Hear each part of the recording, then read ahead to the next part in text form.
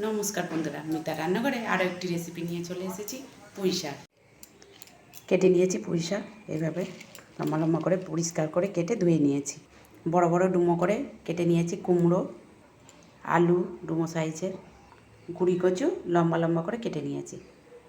সাদা সর্ষে, কালো সর্ষে, কাঁচা লঙ্কা পেস্ট করে নেব। কড়াইটা চাপিয়ে গ্যাসটা অন করে দিলাম। কড়াই গরম হয়ে গেছে, কড়াইতে দিয়ে দেবো সর্ষের তেল। কড়াইতে তেল গরম হয়ে গেছে, দিয়ে দেবো আলু, সামান্য পরিমাণে লবণ, হলুদ। আলুগুলি হালকা ভাজা হয়ে গেলে দিয়ে দেবো গুঁড়ি কচু, ভাজা করে নেব। কেটে রাখা কুমড়ো, সমস্ত সবজিগুলি খুব ভালোভাবে নেড়ে চেড়ে ভেজে নেব। সমস্ত সবজিগুলি বেশ লালচে লালচে করে ভেজে নিলাম।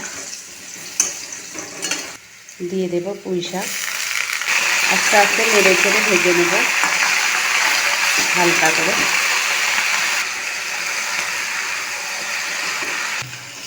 পুঁই শাক ও সবজি খুব ভালোভাবে সব নেড়ে চেড়ে ভেজে নিলাম। এবার ঢেলে নেব। কড়াইতে দিয়ে দেবো সর্ষের তেল, তেজপাতা, শুকনো লঙ্কা, পাঁচফোড়ন, রাঁধুনি ফোড়ন দিয়ে দেবো। লবণ, হলুদ গুঁড়ো, আর দেবো সাদা সর্ষে, কালো সর্ষে, কাঁচা লঙ্কা পেস্ট।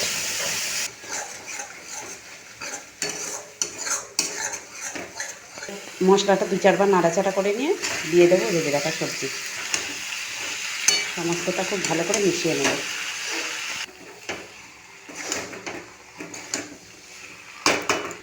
দিয়ে দেবো পরিমাণ মতো জল।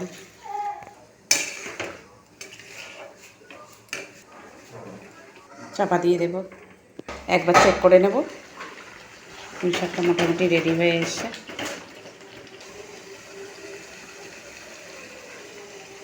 পুঁই শাকটা রেডি হয়ে গেছে, এই পর্যায়ে নামিয়ে নেব।